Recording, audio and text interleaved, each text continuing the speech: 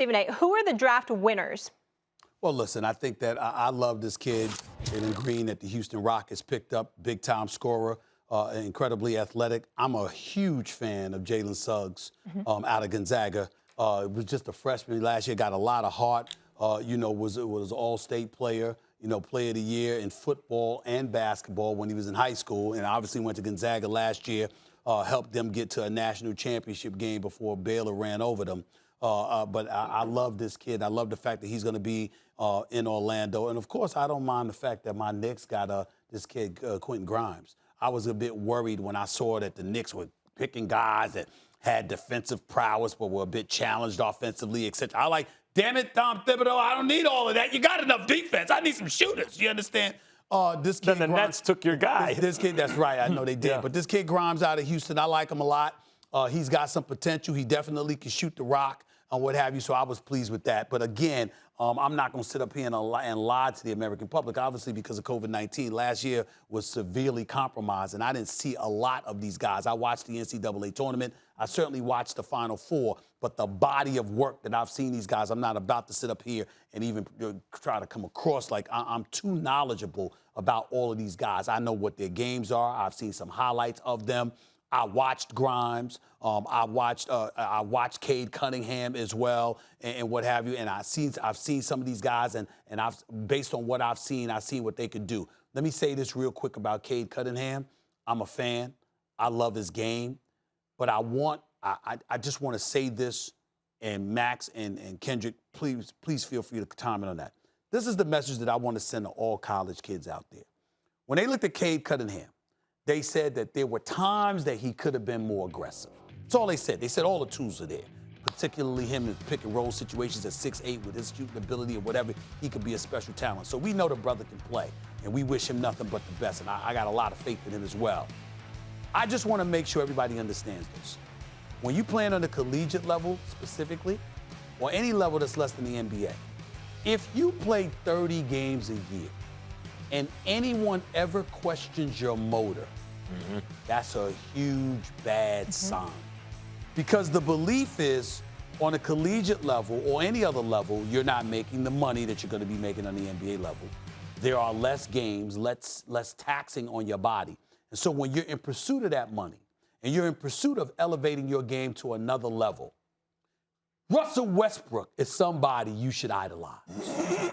Because you look at a guy like that and that motor and the way he comes at it every single night. So you're not just talking about aggression. You're talking about energy. You can't ever come across like there's an absence of energy, even at particular points. Passion. When you consider the fact that you're playing 30-some-odd games and you're going to be playing. That's a red flag for you? That's always a red flag for me. At number one overall? Well, in any position, for a first-round pick, we should never be questioning. So you wouldn't. So would you take as a result? Cade? I would have taken Cade Cunningham, but what I'm saying to you is that I really like this kid Green, though. Yeah. But what I'm saying is that again, I don't know, but they were saying. Beware, antennas are up. Beware. It's concerning. Sure. Even with the talent. Make sure you eradicate that. I liked what a couple teams did, most of all Houston, and not just because they wound up with Green, but they wound up with Segun, the Turkish guy. Have I seen Segun play?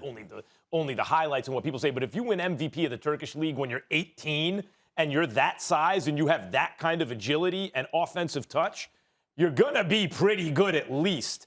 And they grabbed both those guys and an athletic defensive power forward, like who may have been a lottery. Like the Rockets did really well. I also like the fact that the Pistons got Isaiah Livers, Stephen A. Yes, like out of Michigan. He's a real good shooter and like a leader and from the area.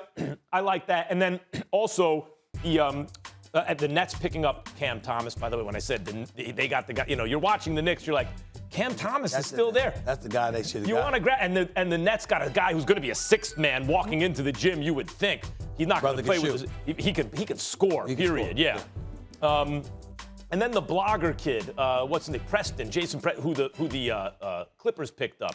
They liked him, the rumor was, before the draft. Traded out of the first round so they pick up some extra stuff and then grab him in the second round, and he's apparently got a lot of LaMelo Ball in him, right? The idea is a lanky, playmaking, high IQ guy. And think about what they had at the point guard position last year. not a lot the Clippers. They were playing Patrick Beverly there. This is a big upgrade, it seems to me. Big Perk, what about you? Well, let me say this. One, this is the most athletic draft in NBA history, and I'm going to tell you why. 41 guys at the NBA Combine tested for a 35-inch vertical leap or higher. One of those guys, in Keon Johnson, had a 48-inch vertical, which set the record. You had another big that went second round, Jericho Sims, out of Texas, who had a 44-inch vertical. Here's what I'm going to tell you. When you look at this draft from last night, this is one of the deepest, most talented drafts since 2003 and 1996. These young kids are going to be bona fide superstars, especially the top three, okay? When you look at Cade Cunningham, Jalen Green, and Evan Mobley. And here's what I want to say about Cade Cunningham, Stephen A., to your point. When you look at Cade Cunningham, he played for the Team USA, the World Cup last year, and he was clearly the best player on the floor every single night. And he played with all those guys he was drafted with. That includes Jalen Green, Evan Mobley, Scotty Barnes, all those guys. And he was the clear best player every single night on the floor. This is where I'm going to tell you who's the biggest winner in this year's draft. It's the Detroit Pistons. And then starting with Cade Cunningham. He's the most complete player since LeBron James. And here's why I say why. He has zero flaws offensively. He could take you on the low block. He knows how to utilize his size. His face-up game is mean. Reminds me of Grant Hill. He has the ball. His handle is unique. Has it on the string. His IQ is through the roof. His playmaking ability is some of the best I've ever seen for as a guy his age. Thanks for watching ESPN on YouTube. For live streaming sports and premium content, subscribe to ESPN+.